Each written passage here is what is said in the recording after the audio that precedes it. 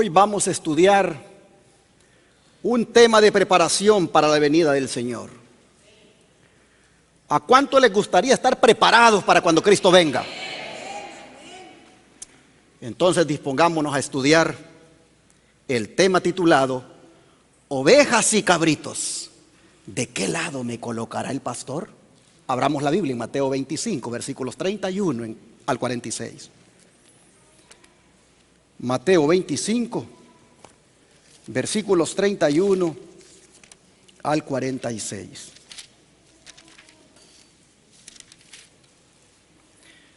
Y la Escritura dice: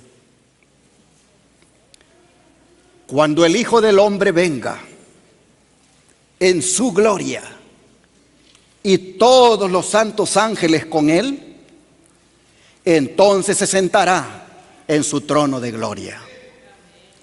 Y serán reunidas delante de él todas las naciones, y apartará los unos de los otros, como aparta el pastor las ovejas de los cabritos. Y pondrá las ovejas a su derecha y los cabritos a su izquierda.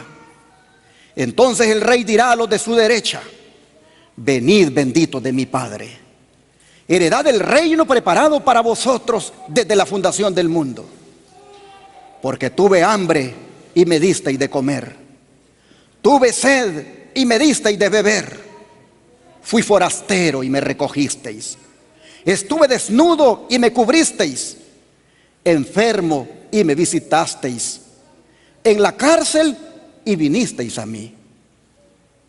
Entonces los justos le responderán diciendo: Señor, ¿cuándo te vimos hambriento y te sustentamos, o sediento y te dimos de beber? ¿Y cuándo te vimos forastero y te recogimos, o desnudo y te cubrimos? ¿O cuándo te vimos enfermo o en la cárcel y vinimos a ti? Y respondiendo el rey les dirá: de cierto os digo, que en cuanto lo hicisteis a uno de estos mis hermanos más pequeños, a mí lo hicisteis. Entonces dirá también a los de la izquierda: apartaos de mí, malditos, al fuego eterno preparado para el diablo y sus ángeles. Porque tuve hambre y no me disteis de comer, tuve sed y no me disteis de beber, fui forastero y no me recogisteis, estuve desnudo y no me cubristeis, enfermo y en la cárcel y no me visitasteis. Entonces también ellos le responderán diciendo: Señor, ¿cuándo te vimos hambriento, sediento, forastero, desnudo, enfermo o en la cárcel y no te servimos? Entonces le responderá diciendo: de cierto os digo, que en cuanto no lo hicisteis a uno de estos más pequeños, tampoco a mí lo hicisteis. E irán estos al castigo eterno y los justos a la vida eterna. ¿Qué parábola más solemne y seria es esta? Aquí nosotros vemos que conectado con la venida del Señor está el juicio final, en el cual se presenta por qué unos se van a salvar y otros se van a perder. Vemos la importancia que tendrán nuestras acciones durante el juicio divino. Las obras serán un elemento de prueba durante el juicio. ¿Somos salvados por la gracia? Sí, pero Dios nos juzgará sobre la base de las obras. Y ambas convicciones deben ser el cimiento de nuestra vida cristiana. Interesante que el Jesús que nos salva también nos juzgará, dice la parábola. ¿Por qué? Porque el Padre a nadie juzga, sino que todo el juicio se lo dio al Hijo. ¿Y qué significa esto para nosotros? Significa consuelo, porque el juez será nuestro Salvador. El juez será nuestro pastor. El juez será nuestro sumo sacerdote. El juez será nuestro hermano mayor. el juez será nuestro amigo. De manera que cuando le veamos sentarse en ese trono de gloria, no tendremos por qué alarmarnos. Eso, para el creyente, es un motivo de consuelo, ¿sí o no? Hermanos, en cambio, el inconverso, ese sí tiene de qué temer, porque su juez será ese mismo Cristo cuyo evangelio ahora desprecia. Su juez será ese mismo Cristo cuyas invitaciones de gracia se niega a escuchar. El inconverso sí tendrá razones para temer. Cuán grande será la perturbación que experimentará en el día final el inconverso, si continúa en su incredulidad y muere en sus pecados. Cuán perturbado se va a sentir. Que cualquier otro lo condene en el día del juicio, de por sí ya sería terrible, pero que lo condene aquel que desea ahora salvarlo, eso va a ser más terrible. Por eso dice el salmista: honrad al Hijo para que no se enoje. Así lo dice: honrad al Hijo para que no se enoje. El Espíritu de Profecía dice: Dios dispuso que el príncipe de los sufrientes de la humanidad fuera el juez de todo el mundo, el que se sometió para ser procesado ante un tribunal terreno, el que vino de los atrios celestiales para salvar al hombre de la muerte eterna, aquel a quien los hombres despreciaron, rechazaron y sobre el cual amontonaron todo el menosprecio de que son capaces los seres humanos inspirados por Satanás, el que sufrió la ignominiosa muerte de la cruz. Solo Él habrá de pronunciar la sentencia de recompensa o de castigo. Manuscrito 39 del año 1898. Cristo es nuestro Salvador, pero también será el juez de toda la tierra. Sigue diciendo el don de profecía: el Padre encomendó todo el juicio a su Hijo. Cristo declarará cuál será la recompensa de la lealtad, porque el Padre a nadie juzga, sino que todo el juicio dio al Hijo, y también le dio autoridad de hacer juicio por cuanto es el Hijo del hombre. Así dice Juan 5, 22 y 27. Cristo aceptó la humanidad y vivió en esta tierra una vida pura y santificada. Por esta razón recibió el nombramiento de juez. La persona que ocupa la posición de juez es Dios manifestado en carne. El juicio se llevará a cabo de acuerdo con las normas que Dios ha establecido. Todos serán juzgados por la ley que muchos han rehusado aceptar, puesto que el carácter ha de ser probado por ella. Cada persona encontrará el lugar que le corresponde en una de dos clases: o demostrará ser santo al Señor mediante la obediencia de su ley, o exhibirá las manchas del pecado debidas a la transgresión. El Señor colocará a las ovejas a su mano derecha y los cabritos a la izquierda. Hombres y mujeres reconocerán que su destino ha sido decidido por sus propias acciones. ¿Qué día será ese? Cuando los que rechazaron a Cristo vean a aquel a quien traspasaron sus pecados. En ocasión de su segunda venida, la convicción se apoderará de todo corazón. Los que se apartaron de Él para inclinarse hacia las cosas triviales de esta tierra en procura de intereses egoístas y honor mundano, reconocerán su error en el día de su segunda venida. Estos son los mencionados por el revelador como todos los linajes de la tierra que harán lamentación por Él, dice Apocalipsis 1:7. Estas palabras, dice, se aplican no solamente a los hombres que lo traspasaron cuando pendía de la cruz del Calvario, sino a todos los que hoy lo están traspasando con su lenguaje pecaminoso y su mal proceder. Esto me dejó pensativo. Lo vuelvo a leer. Dice que estas palabras se aplican no solamente a los hombres que lo traspasaron cuando pendía de la cruz del Calvario, sino a todos los que hoy lo están traspasando con su lenguaje pecaminoso y su mal proceder. Maranata, el Señor viene, página 302. Oh, hermanos y hermanas, el lenguaje. ¿Cómo debemos de cuidar nuestro lenguaje? ¿Cómo debemos de cuidar, hermanos, las palabras que salen de nuestra boca? ¿Cómo debemos de hacer una decisión de palabras como estúpido, me caes mal y tantas otras pesadas que a veces salen? No salgan más de nuestros labios, mucho menos gritería o otro tipo de maledicencia, porque todo eso traspasa al Señor. No solo lo traspasaron aquellos con aquella lanza, también tú traspasas al Señor cuando le gritas a tu esposa, cuando le gritas a tu esposo, cuando te salen palabras de tu boca altisonantes, porque estás molesta, porque estás molesto. También eso traspasa el costado de tu Señor.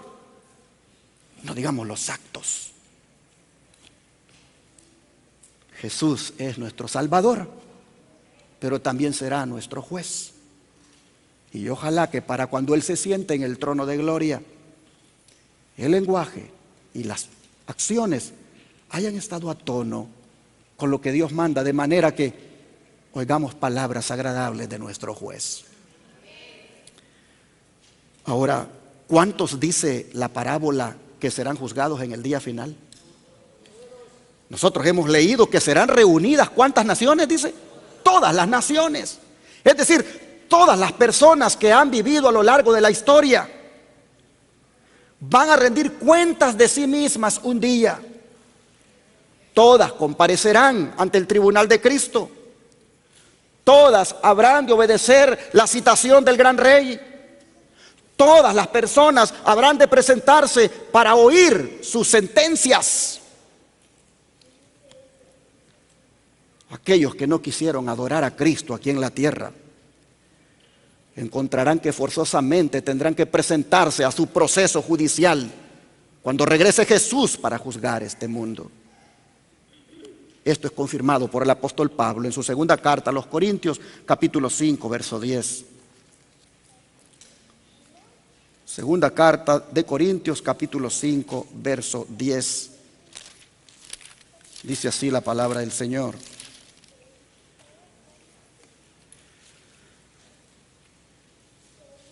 Porque es necesario que todos nosotros comparezcamos ante el tribunal de Cristo, para que cada uno reciba según lo que haya hecho mientras estaba en el cuerpo, sea bueno o sea malo.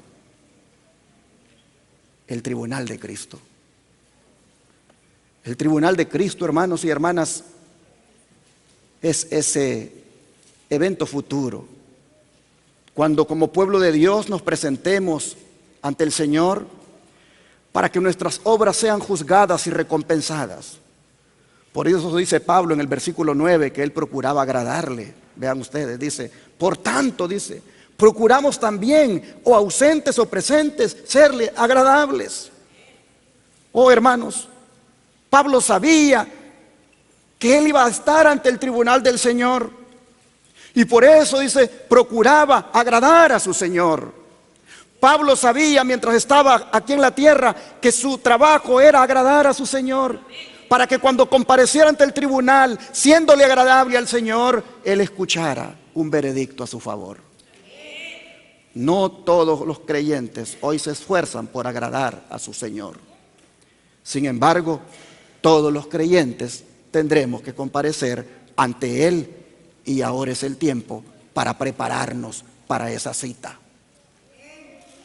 Escuchaba a una hermana dar testimonio el miércoles acá de cómo estuvo presente en ese juicio que se hizo para con su familiar, y cómo ella tuvo una impresión allí bastante fuerte de las cosas, cómo se dan en los juicios que se celebran aquí en la tierra. Pues hermanos y hermanas, un día, dice Pablo, querrámoslo o no, todos nosotros compareceremos ante ese gran juicio divino, ante ese juez de toda la tierra, y todo allí saldrá a luz. Cuán importante es entonces proponernos como cristianos agradar a nuestro Señor con lo que hablamos, con lo que hacemos, con lo que pensamos, con todo lo que somos.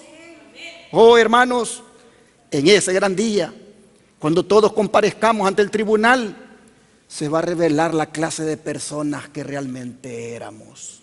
Se va a revelar verdaderamente la clase de personas que realmente somos. Ese día van a quedar al descubierto los secretos de nuestras vidas. Mire cómo lo dice el apóstol, Eclesiastés capítulo 12, versículo 14. Eclesiastés capítulo 12, versículo 14.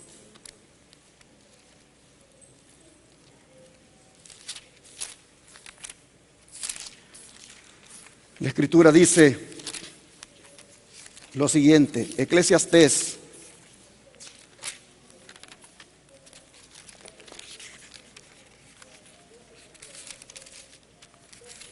permítame que tenga una Biblia bien delgadita. Aquí está. Eclesiastés 12, 14 dice: porque Dios traerá toda obra a juicio, juntamente con toda cosa encubierta, sea buena o sea mala.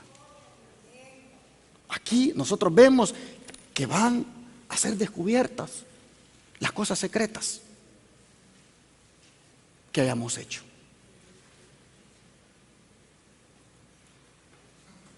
Este es un mensaje solemne, hermanos. Este es un mensaje para reflexionar.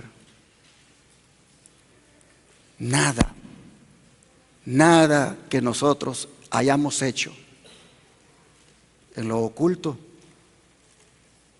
ha dejado de ser visto por el Señor. Y nos lo va a presentar. Pablo, vean cómo él lo dice. Vamos a Romanos capítulo 2, versículo 16. Romanos 2, 16.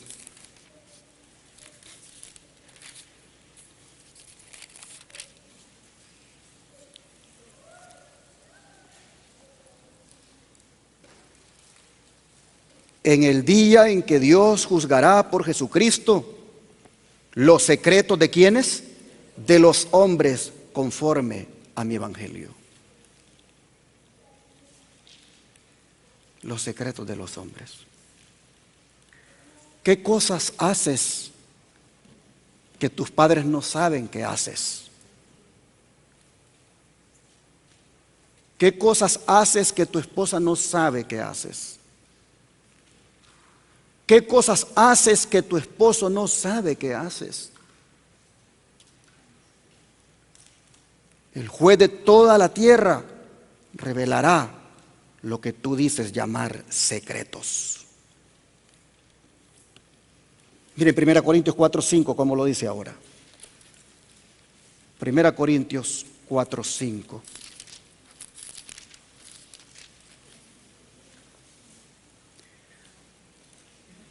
Así que no juzguéis nada antes de tiempo, hasta que venga el Señor, el cual aclarará también lo oculto de las tinieblas y manifestará las intenciones de los corazones, y entonces cada uno recibirá su alabanza de Dios. Una vez más, he reiterado el punto de que lo oculto de las tinieblas, hasta las intenciones de los corazones, hermanos y hermanas, van a ser aclaradas, van a salir a la luz.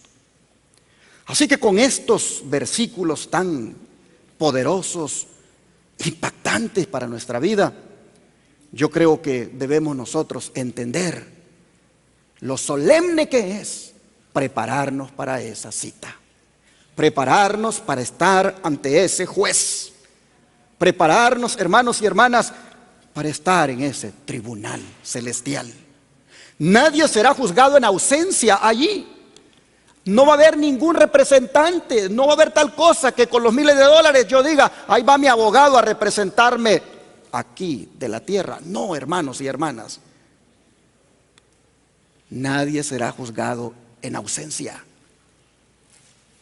Estará presente ante el juez de toda la tierra.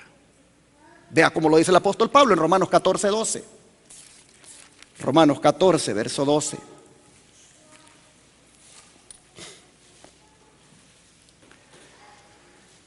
De manera que cada uno de nosotros dará a Dios cuenta de sí. ¿Será a través de un representante, hermanos y hermanas? No. Cada uno de nosotros dará cuenta a Dios de sí. Ahora Santiago 2. Vamos a Santiago 2, versículos 12 al 13. Santiago 2, versículos 12 y 13. La Escritura dice: así hablad y así haced, como los que habéis de ser juzgados por la ley de la libertad. Porque juicio sin misericordia se hará con aquel que no hiciere misericordia, y la misericordia triunfará sobre el juicio.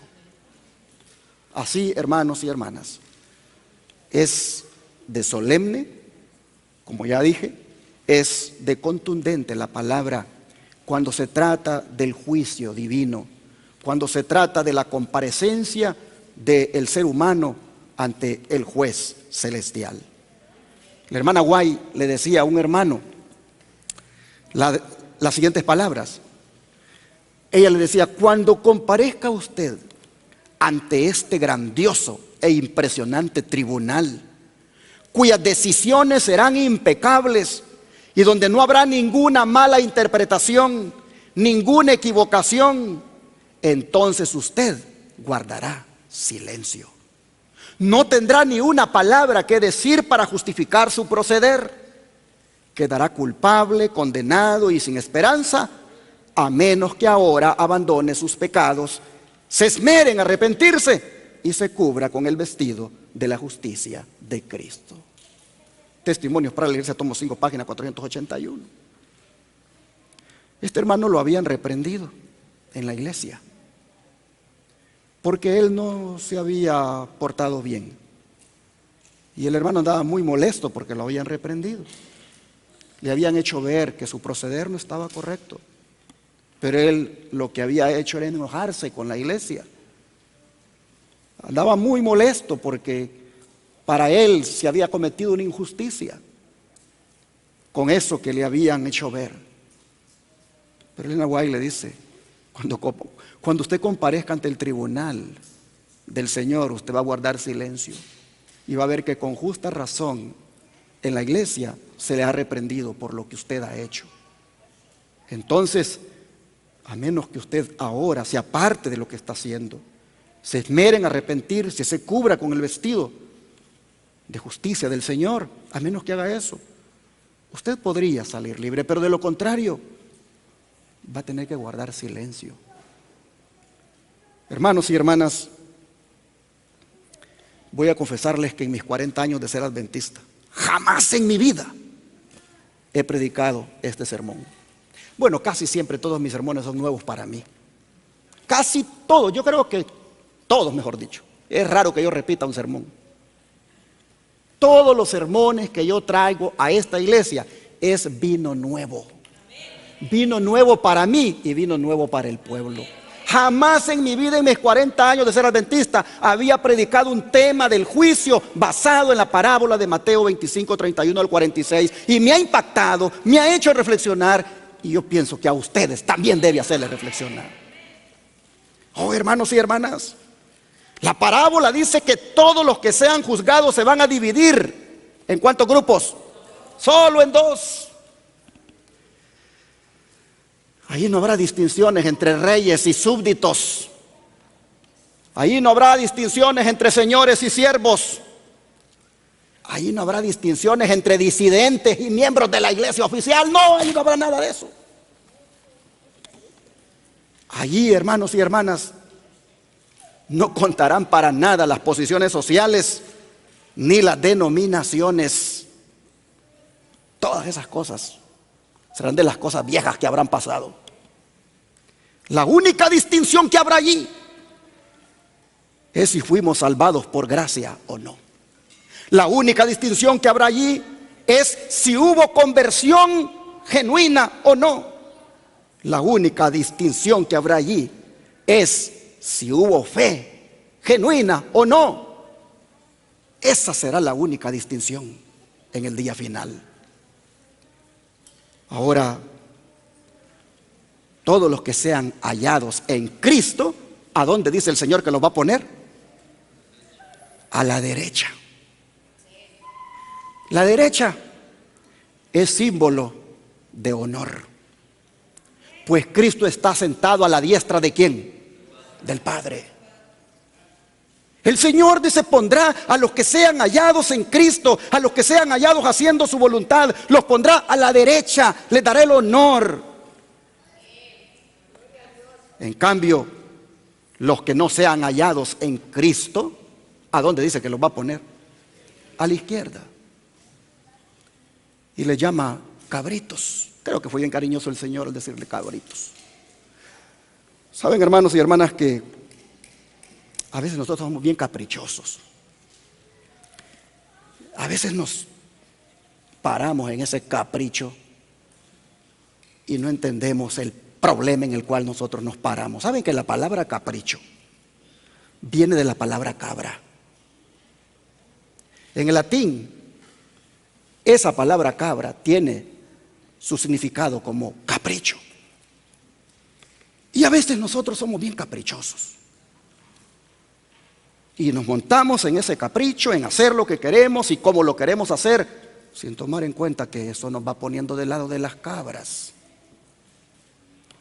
Solo dos grupos habrán: ovejas a la derecha y cabritos a la izquierda. Yo creo que es menester en esta mañana que procuremos con todo el corazón que Cristo nos ponga del lado de las ovejas, ¿no es cierto? Es menester que nosotros vayamos decidiendo, hermanos y hermanas, que cuando Cristo venga a hacer el juicio, nos encuentre en Él, perseverando en Él, y así nos ponga del lado derecho de sus ovejas, con sus ovejas. Pero volviendo al tema de las obras, es interesante que las obras van a ser los testigos que se van a llamar para declarar. Las obras serán llamadas a prestar declaración, y especialmente las obras de caridad, porque la cuestión a determinar allí, en ese juicio, será no lo que dijimos, sino ¿qué cosa? Lo que hicimos. La cuestión a determinar allí será no lo que profesamos, sino lo que practicamos. Porque una fe sin obras, ¿qué cosa dice el apóstol Santiago? Es muerta. Vamos a leerlo. Santiago capítulo 2, versículo 14 al 26. Santiago 2, versículo 14 al 26. Bueno, ya estábamos aquí, solo es cuestión de seguir leyendo. Dice los versículos 14 al 26 lo siguiente: hermanos míos, ¿de qué aprovechará si alguno dice que tiene fe y no tiene obras? ¿Podrá la fe salvarle?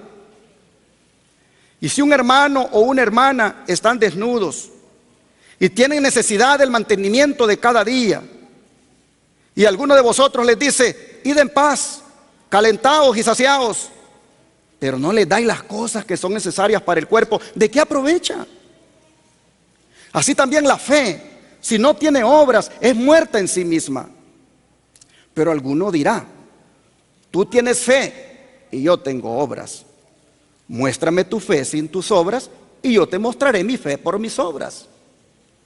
Tú crees que Dios es uno, bien haces. También los demonios creen y tiemblan. Mas ¿quieres saber, hombre vano, que la fe sin obras es muerta? ¿No fue justificado por las obras Abraham nuestro padre cuando ofreció a su hijo Isaac sobre el altar? ¿No ves que la fe actuó juntamente con sus obras y que la fe se perfeccionó por las obras? Y se cumplió las escrituras que dicen, Abraham creyó a Dios y le fue contado por justicia y fue llamado amigo de Dios. Vosotros veis pues que el hombre es justificado por las obras y no solamente por la fe. Asimismo también Rahab, la ramera, ¿no fue justificada por obras cuando recibió a los mensajeros y los envió por otro camino? Porque como el cuerpo sin espíritu está muerto, así también la fe sin obras está muerta. Qué contundente, Santiago. Aquí nosotros vemos que la fe verdadera debe ser, ¿cómo, hermanos? Viva. La fe verdadera debe ser viva. Y es evidente para los demás por las obras que produce. Su existencia no depende de un simple testimonio personal. La persona que dice que tiene fe, pero carece de obras, puede ser comparada a aquel que piensa que es religioso, pero no manifiesta las acciones o frutos de la religión pura. Y pone Santiago de ejemplo, ¿a quién aquí? A Abraham, cuyas obras demostraron que su fe era verdadera. Como también pone de ejemplo a Rahab. Miren qué cosas, ambos, el más venerable y piadoso de los patriarcas y la más despreciada de los gentiles, como era la prostituta Rahab, ambos igualmente mostraron que su justificación por la fe actuaba, que su justificación por la fe obraba. Si Abraham no hubiera estado dispuesto a sacrificar a su hijo Isaac, y si Rahab no hubiera estado dispuesta a ocultar los espías, la fe de ambos hubiera sido una fe como muerta. El Espíritu de Profecía, comentando la tesis de Santiago, vean cómo lo dice. El apóstol Santiago vio los peligros que surgirían al presentar el tema de la justificación por la fe, y trató de demostrar que la fe genuina no puede existir sin las obras correspondientes. Se presenta el caso de Abraham. ¿No ves? Dice que la fe actuó juntamente con sus obras y que la fe se perfeccionó por las obras. De modo, dice, que la fe genuina efectúa una obra genuina en el creyente. La fe y la obediencia producen una sólida y valiosa vida cristiana. Hay una creencia que no es una fe salvadora. La palabra declara que los demonios creen y tiemblan. La pretendida fe que no obra por el amor y purifica el alma no justificará a hombre alguno. Abraham creyó a Dios. ¿Y cómo sabemos que creyó? Por sus obras. Sus obras comprobaron el carácter de su fe, y su fe le fue contada por justicia. En nuestros días, dice, necesitamos la fe de Abraham para iluminar las tinieblas que se acumulan alrededor de nosotros, excluyendo la bella luz solar del amor de Dios y empequeñeciendo el crecimiento espiritual. Nuestra fe, dice, debe abundar ¿en qué cosa? En buenas obras, pues la fe sin obras está muerta. Cada deber cumplido, cada sacrificio hecho en el nombre de Jesús proporcionan una abundantísima recompensa. En el mismo cumplimiento del deber, Dios habla y da su bendición. Science of the Times, 19.5, 1898.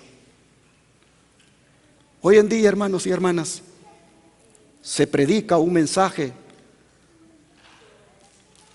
donde el creyente dice tener una fe, pero es una fe falsa, porque no la acompaña con las obras, siendo la principal obra la de obedecer los mandamientos de Dios. Muchos dicen tener fe, pero solo caen en una presunción de fe. Presumen tener, pero no lo es, porque pisotean los mandamientos de Dios.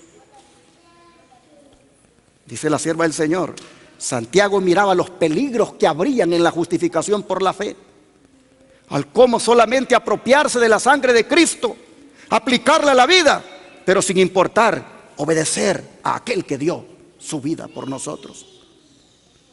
Por eso presenta el caso de Abraham y de Rahab. Oh, hermanos y hermanas, pero volviendo a la parábola de Mateo 25, llaman la atención los versículos 33 y 34. Vamos para allá, Mateo 25, versículos 33 y 34. Dice así la Escritura: y pondrá las ovejas a su derecha y los cabritos a su izquierda. Entonces el rey dirá a los de su derecha: venid, ¿qué cosa, hermanos? benditos de mi Padre. Heredad del reino preparado para vosotros desde la fundación del mundo. Como vemos, el juicio final será un día que traerá gozo para todos los verdaderos creyentes, pues escucharán estas preciosas palabras que dicen: venid benditos de mi Padre, heredad del reino. Qué hermosas palabras. Venid benditos ¿de qué? De mi Padre. El Señor al verdadero creyente lo reclamará como suyo, pues dice: bendito de mi Padre. Lo reclamará como suyo y lo va a confesar delante del Padre y de los ángeles. Y ese día, hermanos y hermanas, el verdadero creyente descubrirá que el pago que Jesús le dará es ni más ni menos que un reino. Pues les dice: hereden el reino. En otras palabras, el más humilde de los cristianos, el más pobre de los cristianos, el Señor le dice: no te preocupes porque eres muy humilde o porque eres muy pobre. Yo te tengo para ti un reino. Yo te tengo para ti una corona en la cual serás rey y reina en ese reino. Oh, hermanos y hermanas, qué privilegio el que tendrá el verdadero creyente cuando recibe esa recompensa. Y aunque ya leímos nosotros la razón por la cual es que los recompensa, yo quiero que lo volvamos a leer, pero desde la óptica del don profético. Porque siempre el don profético, como una lupa, amplía lo que en la Escritura nosotros no alcanzamos a mirar. Así que vean lo que es revelado en cuanto al por qué el Señor recompensa a este verdadero creyente, a esta oveja que la pone a la derecha. Vean ustedes. Dice: cuando el Hijo del Hombre venga en su gloria y todos los santos ángeles con él, entonces se sentará sobre el trono de su gloria.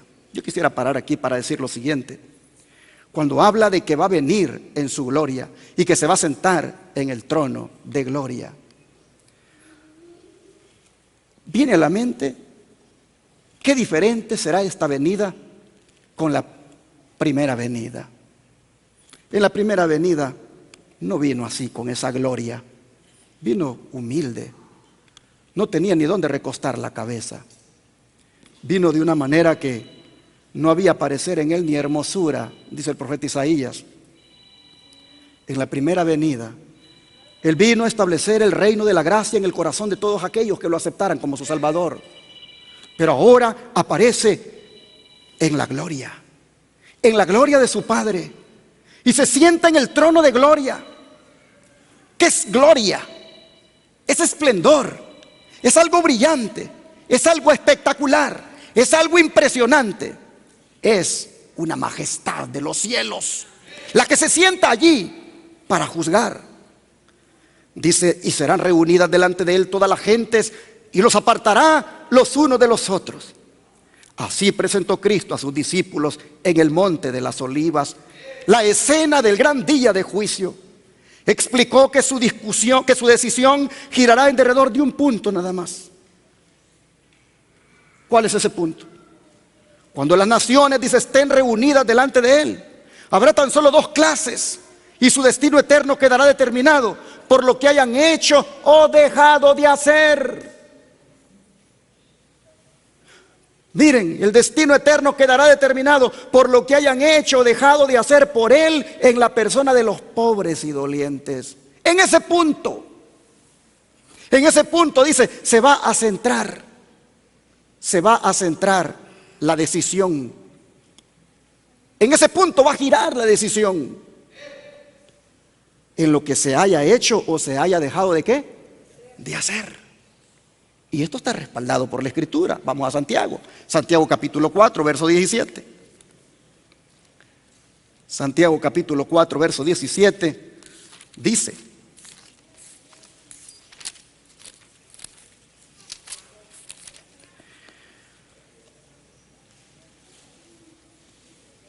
y el que sabe hacer lo bueno y no lo hace, le es ¿qué cosa?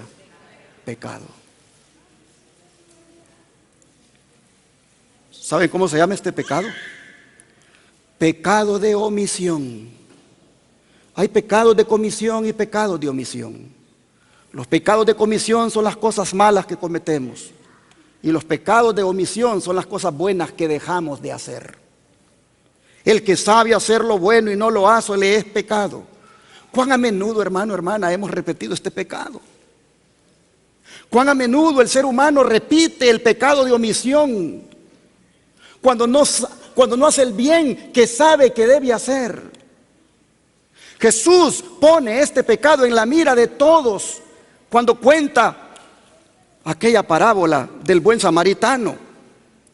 Allí él dice que el levita, el sacerdote, estos cometieron el pecado de omisión porque pudieron haber ayudado al que estaba tirado allí, el que había sido asaltado por los ladrones, y simplemente vieron que había que hacer algo y no lo hicieron. Y hermanos y hermanas, sería bueno que en este momento trajéramos a nuestra mente los recuerdos y miráramos todos los pecados de omisión que hemos cometido, todas las cosas que son buenas y que debimos haber hecho hasta hoy y no las hemos hecho. Sería bueno, hermanos y hermanas, que las consideráramos. Yo les pregunto, aquí hay un día de caridad en la iglesia. ¿Es bueno que lo apoyemos, sí o no? Pero ¿cuántos de nosotros gastamos en nuestros deleites? En comprarnos cosas caras, en darnos gustos, pero no nos acordamos del día de caridad y traer una ofrenda especial para los pobres?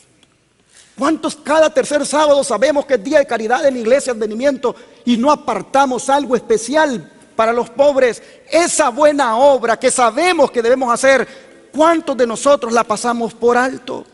Pregunto, ¿pasar por alto eso es pecado, sí o no? ¿Cuántos de nosotros sabemos que en Shepherd se necesitan recursos, se necesita mano de obra, se necesita voluntarios para atender a los enfermos, para construir, para que se compre? ¿Cuántos de nosotros, hermanos, lo sabemos, pero lo pasamos por alto? Agarramos el cheque, agarramos la plata, gastamos en esto y lo otro y aquí y allá, nos deleitamos en muchas cosas de nosotros como familia, pero olvidamos esa obra. ¿Cuántos de nosotros sabemos que aquí hay un ministerio que se llama el Buen Samaritano, que también anda haciendo obras de caridad, ayudando a personas necesitadas, y sin embargo pasamos por alto que podríamos decir: hermano, ¿cuál es la siguiente obra que van a hacer para ver qué hago? Obra médica, misionera. Hermanos, hay tanto que hemos pasado por alto, pecados de omisión. ¿Cuántos sabemos que es bueno venir a los cultos los miércoles y salimos a tiempo del trabajo? Llegamos a la casa, bien podemos vestirnos y venirnos al culto, y simplemente sabemos que eso es bueno, pero mejor nos quedamos en la casa. ¿Cuántos de nosotros sabemos que los sábados de tarde es bueno venir al templo para, junto con los hermanos, tener ese otro servicio con los jóvenes y despedir el santo sábado? ¿Cuántos de nosotros sabemos que eso es bueno y sin embargo nos quedamos en la casa durmiendo los sábados en la tarde? ¿Cuántos de nosotros sabemos que es bueno testificar del Evangelio, testificar de Cristo, salir a hacer la obra, y sin embargo nunca lo hemos hecho y ni pensamos hacerlo? Lo que queremos hacer es como el católico que va a la misa de las 11 y luego no se vuelve a ver sino hasta el siguiente sábado. Oh, hermanos y hermanas, ¿cuánto hemos dejado de hacer? ¿Cuántos hemos, hermanos, sabido que hay un vecino que tal o cual persona le pasó una tragedia y debimos haber compartido y no lo hemos hecho? Pensamos que con dar el diezmo y la ofrenda, con eso es todo. No, hermanos. El diezmo y la ofrenda son del Señor. Lo que queda en tu bolsa es tuyo. De lo tuyo, dale al pobre. De lo tuyo, comparte con el pobre. Pero ¿cuántos hermanos y hermanas lo hemos sabido y hemos dejado de hacerlo? Pecados de omisión. Oh, yo creo que este día deberíamos orar. Deberíamos de orar para que Dios nos perdone por esto. ¿Cuántos de nosotros sabemos que hay que estudiar la Biblia? Y sin embargo no lo hacemos. Pasa toda la semana y no tomamos la Biblia. ¿Cuántos sabemos que deberíamos de orar? Y sin embargo no lo hacemos. ¿Cuántos sabemos que deberíamos de hablar a los hermanos, visitarlos, no para chismear, no para estar hablando cosas sin sentido, sino para orar con ellos? Y sin embargo no lo hacemos. ¿Cuántos sabemos que debemos venir al templo a adorar a Dios, a estar atentos y no para estar platicando? Y sin embargo venimos al templo a platicar. No nos importa la reverencia, no nos importa que ante el Señor debe callar delante de Él toda la tierra. Y sin embargo, hermanos, sabemos eso y no lo hacemos. Agarramos el teléfono y estamos ahí en las redes, estamos en otra cosa. Oh, hermanos, pecados de omisión. Todo eso saldrá ante el juez de toda la tierra. Todo eso saldrá revelado. Cuán importante es, hermanos, que nos humillemos delante de Dios y reconozcamos ese pecado. Oh, hermanos, dice el Espíritu de Profecía en cuanto a esto de que las cabritas fueron puestas a la izquierda, pero las ovejas fueron puestas a la derecha. Dice el Espíritu de Profecía que en esto de las ovejas que fueron puestas a la derecha deberíamos de aprender lo siguiente. En aquel día, dice Cristo, no presenta a los hombres la gran obra que Él hizo para ellos al dar su vida por su redención, sino que presenta, ¿qué cosa? La obra fiel que hayan hecho ellos para Él. Vuelvo a leer esta parte. En aquel día Cristo no presenta a los hombres la gran obra que Él hizo para ellos al dar su vida por su redención, sino que presenta la obra fiel que hayan hecho ellos para Él. A los puestos a su diestra les dice: venid, benditos de mi Padre, heredad del reino preparado para vosotros desde la fundación del mundo. Porque tuve hambre y me disteis de comer, tuve sed y me disteis de beber, fui huésped y me recogisteis, desnudo y me cubristeis, enfermo y me visitasteis, estuve en la cárcel y vinisteis a mí. Pero es interesante y lo puse en amarillo, hermanos, porque me impresionó esto. Pero aquellos a quienes Cristo elogia no saben que le han estado sirviendo. A las preguntas que hacen, perplejos contestan. A las preguntas que hacen, perplejos, contesta el Señor: en cuanto lo hicisteis a uno de estos mis hermanos pequeñitos, a mí, ¿qué cosa? Lo hicisteis.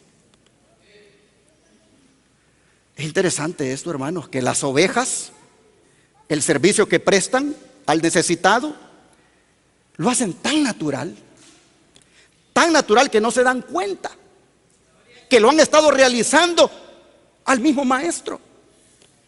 Para ellos eso es parte de su carácter, servir a los demás. Y el Señor en el gran juicio final se los reconoce. Oh, qué impresionante.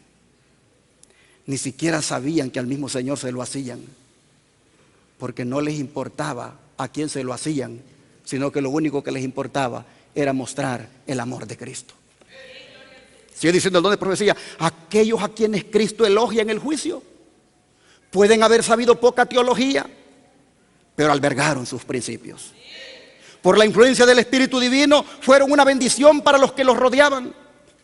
Aún entre los paganos hay quienes han abrigado el espíritu de bondad antes que las palabras de vida cayeran en sus oídos. Manifestaron amistad para con los misioneros hasta el punto de servirles con peligro de su propia vida. Y si no, ¿quién atendió bien a Pablo cuando iba en aquel barco que naufragó? ¿Quién lo atendió bien? Los paganos. Los paganos los atendieron bien cuando llegaron a aquella isla. Dice, entre los paganos hay quienes adoran a Dios ignorantemente, quienes no han recibido jamás la luz por un instrumento humano y sin embargo no perecerán.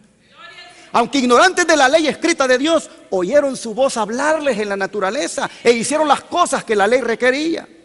Sus obras son evidencia de que el Espíritu de Dios tocó su corazón y son reconocidos como hijos de Dios. ¿Cuántos se sorprenderán y alegrarán los humildes de entre las naciones y entre los paganos al oír de los labios del Salvador? En cuanto lo hicisteis a uno de estos mis hermanos pequeñitos, a mí lo hicisteis. Cuán alegre se sentirá el corazón del amor infinito cuando sus seguidores le miren con sorpresa y gozo al oír sus palabras de aprobación. Pero el amor de Cristo no se limita a una clase.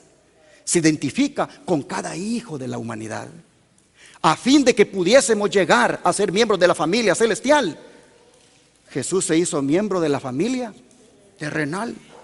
Es hijo del hombre y así hermano de cada hijo e hija de Adán. Sus seguidores no se han de sentir separados del mundo que perecen derredor suyo. Son una parte de la trama y urdimbre de la humanidad, y el cielo los mira como hermanos de los pecadores, tanto como de los santos. Los que han caído, los que yerran y los pecaminosos son abarcados por el amor de Cristo. Y cada buena acción hecha para elevar a un alma caída, cada acto de misericordia, son aceptados como hechos a Él. Oh, hermanos, ojalá los paganos no nos ganen. No vayan, como dijo Cristo, las prostitutas y los publicanos delante de nosotros, por hacer ellos lo que nosotros con más razón deberíamos hacer. Dice, al abrir vuestra puerta a los menesterosos y dolientes hijos de Cristo, estáis dando la bienvenida ¿a quién, hermanos? A ángeles invisibles. Invitáis la compañía de los seres celestiales. Ellos traen una sagrada atmósfera de gozo y paz. Vienen con alabanzas en los labios y una nota de respuesta se oye en el cielo. Cada hecho de misericordia produce música, ¿dónde? Oh, hermanos, miren, cada vez que compartimos, cada vez que damos un vaso de agua, cada vez que visitamos, cada vez que ayudamos a alguien, dice que es una música que repercute ¿a dónde? En el cielo. Los actos de misericordia producen música en el cielo. Hermano, hermana, ¿cuándo fue la última vez que tu acto de misericordia produjo música en el cielo? ¿Qué tan a menudo produce música en el cielo tus actos?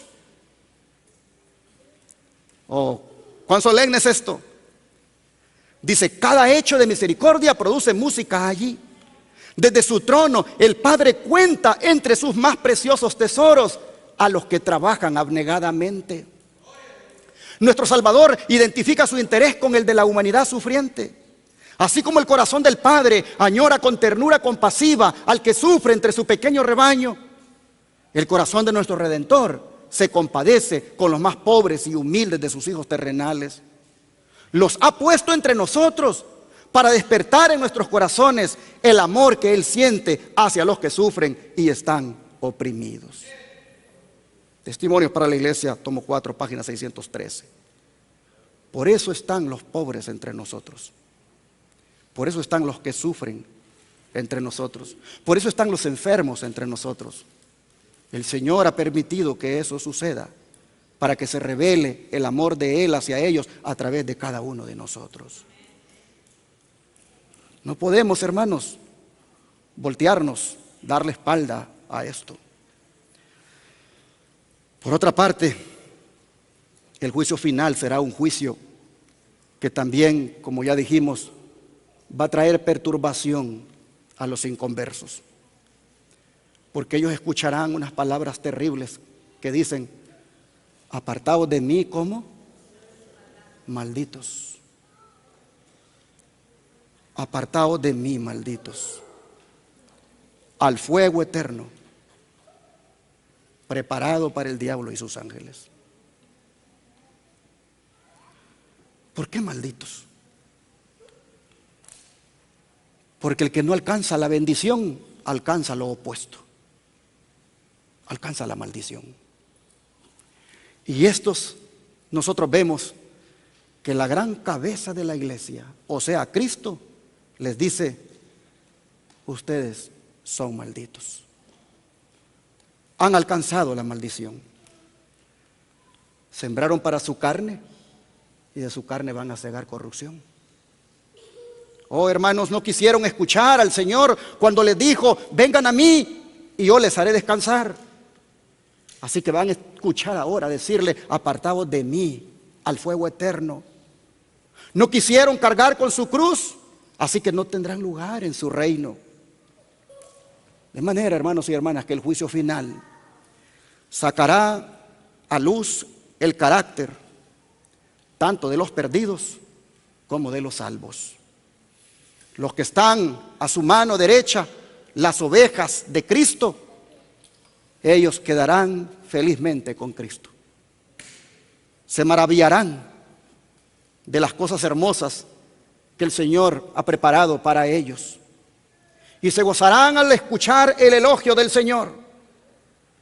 En cambio, los que estén a la mano izquierda, que no puede decir el Señor: bendito de mi Padre, porque no le pertenecen, esos tristemente, hermanos, siguen ciegos.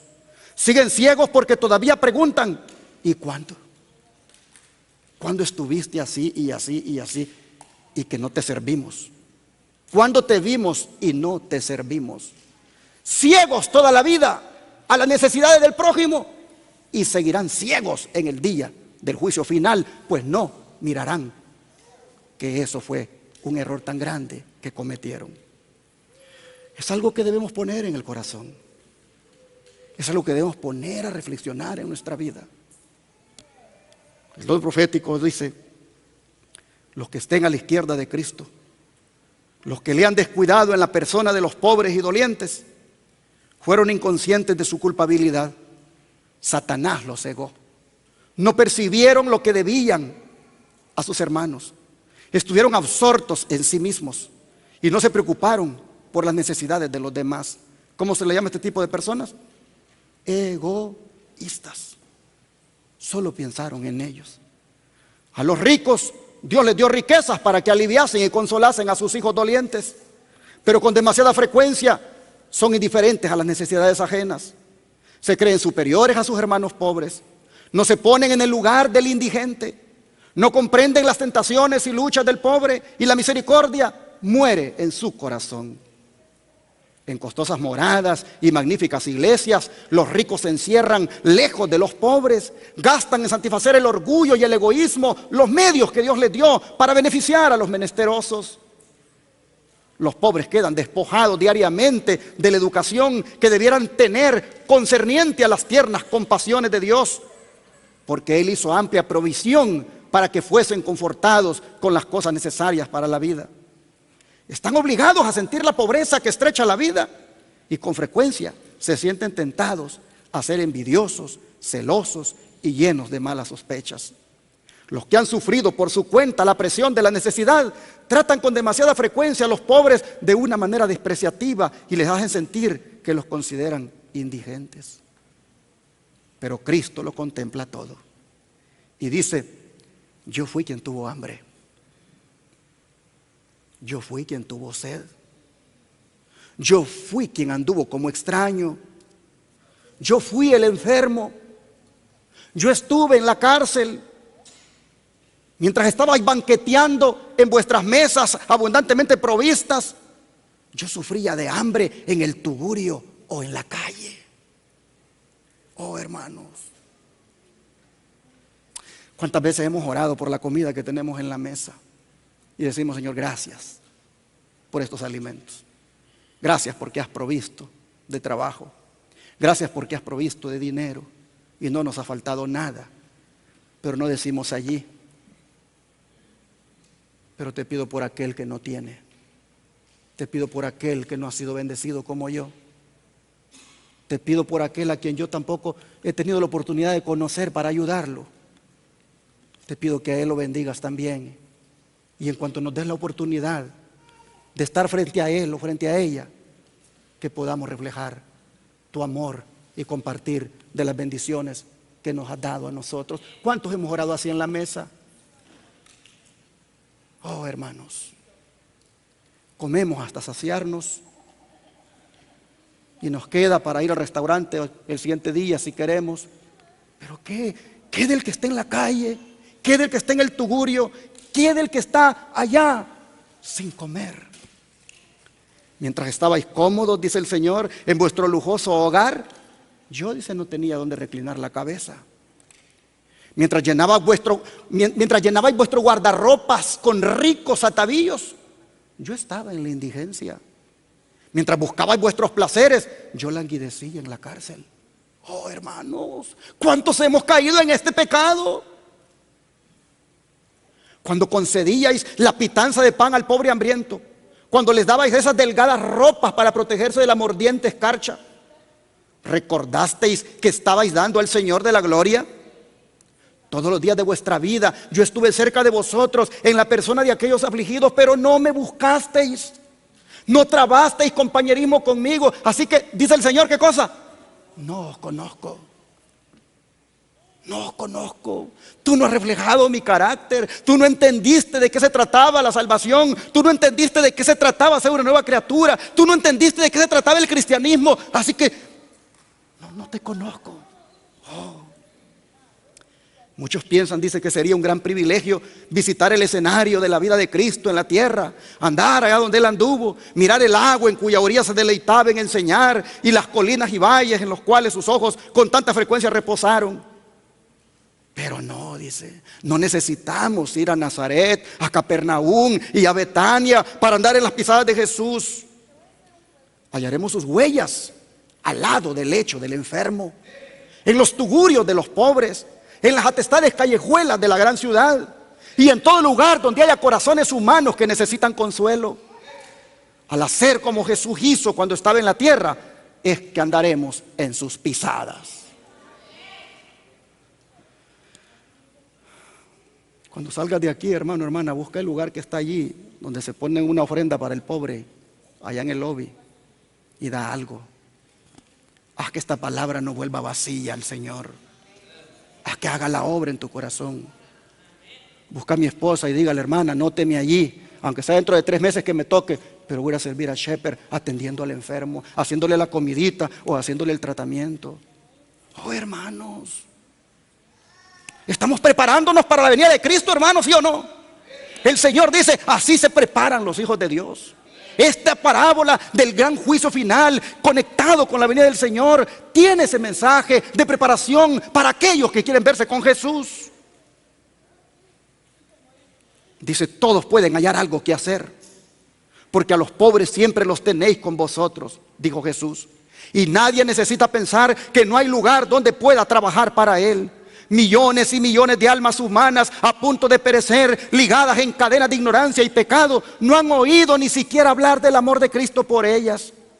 Si nuestra condición y la suya fuesen invertidas, ¿qué desearíamos que ellas hiciesen por nosotros? Oh, hermanos, si fuéramos nosotros los que estuviéramos en la calle, si fuéramos nosotros los que no tenemos para comer, si fuéramos nosotros los que estuviéramos en un hospital, los que estuviéramos en la cárcel, ¿qué desearíamos que hiciera con nosotros alguien? Interesante esto. Todo esto, dice, en cuanto está a nuestro alcance al hacerlo, tenemos la más solemne obligación de hacerlo por ellas. La regla de vida de Cristo por la cual cada uno de nosotros habrá de subsistir o caer en el juicio es: todas las cosas que quisierais que los hombres hiciesen con vosotros, así también haced vosotros con ellos. El Salvador dio su vida preciosa para establecer una iglesia capaz de cuidar de las almas entristecidas y tentadas. Un grupo de creyentes puede ser pobre, sin educación y desconocido. Oh, hermanos, nuestra iglesia puede no pertenecer a la conferencia, puede no hacer alarde de pertenecer a una gran conferencia. Puede nuestra iglesia no estar compuesta por gente pudiente, por gente de dinero. Eso no importa. De lo poco o mucho que tengamos, compartamos, mis hermanos. Seamos las manos de Jesús, seamos los pies de Jesús, seamos la boca de Jesús. Miren ustedes, un grupo de creyentes puede ser pobre, sin educación y desconocido, y sin embargo, estando en Cristo, puede hacer en el hogar, el vecindario y la iglesia, y aún en regiones lejanas, una obra cuyos resultados serán tan abarcantes como la eternidad. Debido, dice, a que esta obra es descuidada, muchos jóvenes discípulos no pasan nunca más allá del mero alfabeto de la experiencia cristiana. Del A, B, C, D, E, F, G, H, I, J, K, L, M, N, y ya, el abecedario, no pasan de allí. ¿Por qué? Porque descuidan esta obra. Yo quiero hacer un llamado a los jóvenes acá, a que dejen que Cristo les cambie el corazón. Y no solamente den el diezmo y la ofrenda, de lo que Dios les ha dado, aparten algo para compartir con el necesitado. Averigüen dónde hay un necesitado. Pregunten en qué se puede ayudar. Jóvenes, no sean ustedes de los que se quedan en el alfabeto de la experiencia cristiana. Pasen del alfabeto, pasen a aprender las lecciones que Cristo ha dado. Oh, jóvenes y adultos también debemos hacerlo. Vuelvo a leer, debido a que esta obra es descuidada, muchos jóvenes discípulos no pasan nunca más allá del mero alfabeto de la experiencia cristiana. Ayudando a los menesterosos, podrían haber mantenido viva la luz que resplandeció en su corazón cuando Jesús les dijo: tus pecados te son perdonados. La inquieta energía que es con tanta frecuencia una fuente de peligro para los jóvenes, podría ser encauzada en conductos por los cuales fluirían raudales de bendición. Se olvidarían del yo en el trabajo ferviente destinado a hacer bien a otros. Los que sirvan a otros serán servidos por el príncipe de los pastores. ¿Cuántos queremos que el príncipe de los pastores nos sirva, hermanos?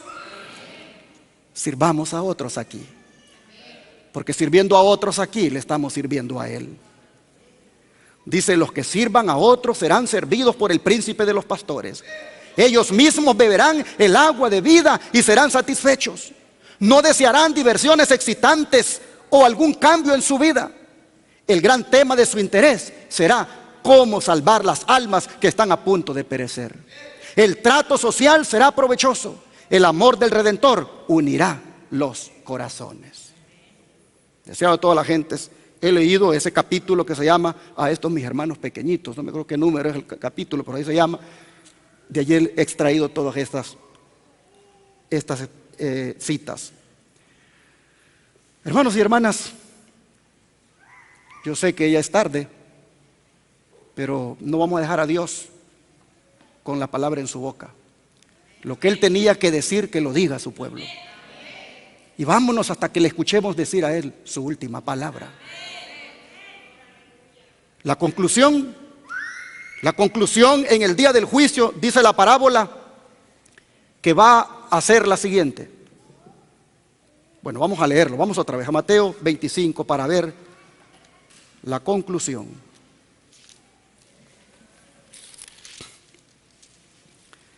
Y vamos a leer el versículo 46. E irán estos, ¿a dónde, hermanos? Al castigo eterno. ¿Y los justos a dónde?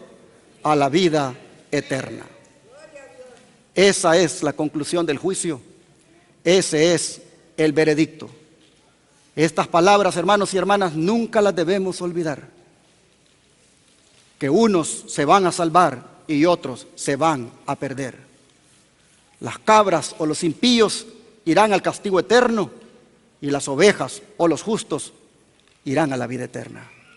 El don profético lo dice: pero si dejares de librar los que son tomados para la muerte y los que son llevados al degolladero, si dijeres: ciertamente no lo supe, ¿no lo entenderá el que pesa los corazones? El que mira por tu alma, Él lo conocerá, y dará al hombre según sus obras. En el gran día del juicio, los que no hayan trabajado para Cristo, que hayan ido a la deriva pensando en sí mismos y cuidando de sí mismos, serán puestos por el juez de toda la tierra con aquellos que hicieron lo malo, y van a recibir, por lo tanto, ¿qué cosa? La misma condenación. Y así, hermanos y hermanas, hemos visto En la parábola de las ovejas y los cabritos, ¿por qué unos se van a salvar y otros se van a perder? Las ovejas se van a salvar porque la gracia los capacitó para hacer el bien. Las ovejas se van a salvar porque la gracia les salvó para hacer el bien. Y cuando tuvieron la oportunidad de hacerlo, lo hicieron inmediatamente. Lo hicieron, hermanos, sin mirar a quién, sin importarles a quién se lo hacían. Por eso que se sorprenden cuando Jesús les dice: a mí lo hicisteis. Porque a ellos no les importaba a quién se lo estaban haciendo, solo lo hacían por amor. Ellos se deleitaban en hacer las obras que Dios preparó de antemano para que anduvieran en ellas. Oh, hermanos, en cambio, a manera de contraste, los cabritos, las personas a las cuales Jesús llama cabras, estas estaban tan envueltas en sus propios negocios y placeres que no supieron reconocer a su hermano que estaba en necesidad, ni se preocuparon por ayudarlo. En sus vidas, estas personas fueron motivadas por el egoísmo, no por el amor. En fin, hermanos y hermanas, las personas que van a entrar al reino de Dios son aquellas que se parecen a Dios. Dios es amor y ellos también son amor. Las personas que van a entrar al reino de Dios son aquellas personas que se parecen a Jesús. Son aquellas personas en cuyos corazones se refleja Cristo. Son aquellas personas que se deleitaron, como ya dije, en hacer las obras que Dios preparó para que anduvieran en ellas. En cambio, los cabritos, estos, mis hermanos, no reflejan a Cristo y por lo tanto serán echadas, dice, en el infierno. Por eso creo que es pertinente leer dos versículos que son apropiados en esta hora. El primero es el que se encuentra en Eclesiastés 12, versículos 13 al 14, y el otro, el de Ezequiel 34, 17. Pero vamos a Eclesiastés 12, Eclesiastés capítulo 12, versículos 13 y 14. Dice la palabra de Dios: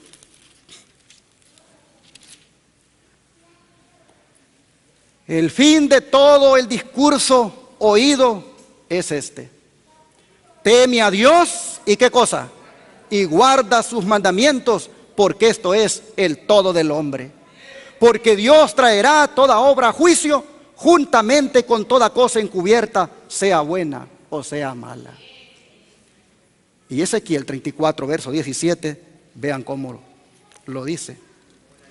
Ezequiel 34, verso 17.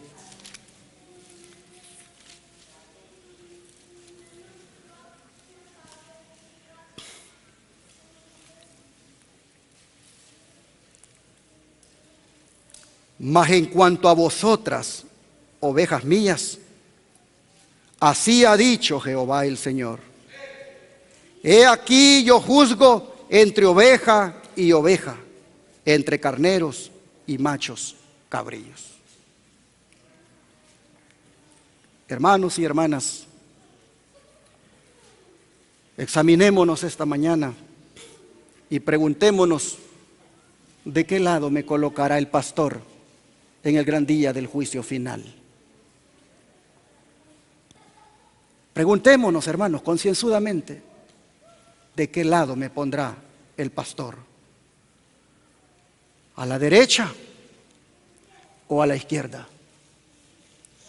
Ojalá que esta mañana nadie descanse hasta que encuentre la respuesta satisfactoria a esta pregunta. Les pregunto: ¿a cuánto de verdad les gustaría estar a la derecha de nuestro Señor? Si no quieres eso, hermano, hermana, ya sabes lo que te va a tocar. No juegues con tu salvación. No juegues con tu vida. No juegues a la iglesia. No pierdas tu tiempo. Agarra en serio las cosas del Señor. haz la obra que el Señor quiere que hagas. Oh, hermanos y hermanas, es mi deseo y oración esta mañana que con este mensaje salgamos preparados para la segunda venida de Cristo. Porque la parábola es contada para preparar a un pueblo para la venida del Señor. Que Dios les bendiga y que anhelemos quedar al lado derecho de nuestro pastor como ovejas salvadas para siempre. Dios bendiga su palabra. ¿Qué pregunta más seria la que hace ese himno que acabamos de cantar? Que si nos hallamos listos para el tribunal, que si nos hallamos listos para el gran fallo, que si nos hallamos listos para ver dónde el Señor nos va a colocar, si a la derecha o a la izquierda, así como ovejas o cabritos. Siendo sinceros, creo que no estamos listos. Pero podemos alistarnos, ¿sí o no? Podemos alistarnos. Podemos cambiar la rutina. Podemos cambiar la manera de cómo llevamos la vida cristiana. Podemos hacer las cosas que el Señor ha mandado. De manera que de rodillas, yo quisiera preguntar, ¿a cuánto le gustaría que el Señor les ayude para estar listos? Pues vamos a caer de rodillas ante el gran juez de toda la tierra.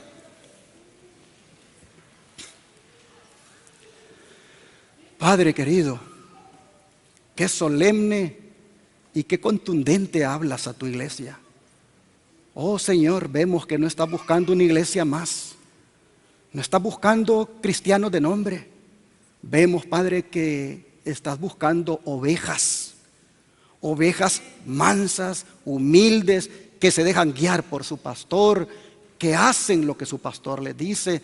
Oh Padre, esta mañana nosotros hemos mirado que estamos lejos, que si el tribunal tuviera lugar ahora, oh Señor, con toda seguridad, estaríamos del lado izquierdo, donde estarían los cabritos.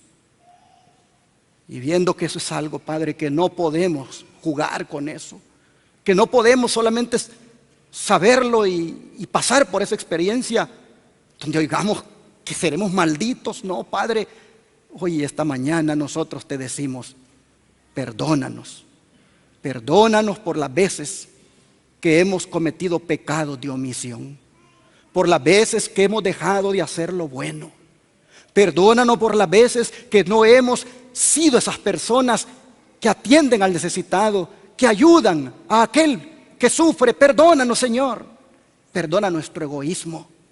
Perdónanos, Padre, las veces que hemos sido fríos ante la necesidad de otro. Oh Señor, hoy te rogamos que no solamente nos perdones, sino que también nos cambies el corazón, para que sea un corazón tierno, un corazón que ame, un corazón solidario, un corazón lleno de amor, un corazón lleno de caridad, un corazón que pueda reflejar el amor tuyo.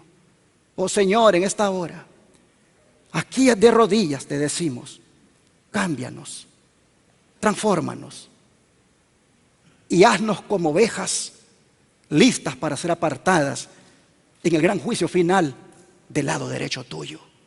Gracias, Padre, por hablarnos, por prepararnos de esta manera para tu segunda venida. Ayuda, Señor, a mi hermano, a mi hermana aquí de rodillas a encarar seriamente su salvación, a encarar seriamente su vida y anhelar ser esa oveja que quedará a la derecha de su pastor para siempre. Padre, gracias. Pedimos tu ayuda en el nombre de Jesús. Amén.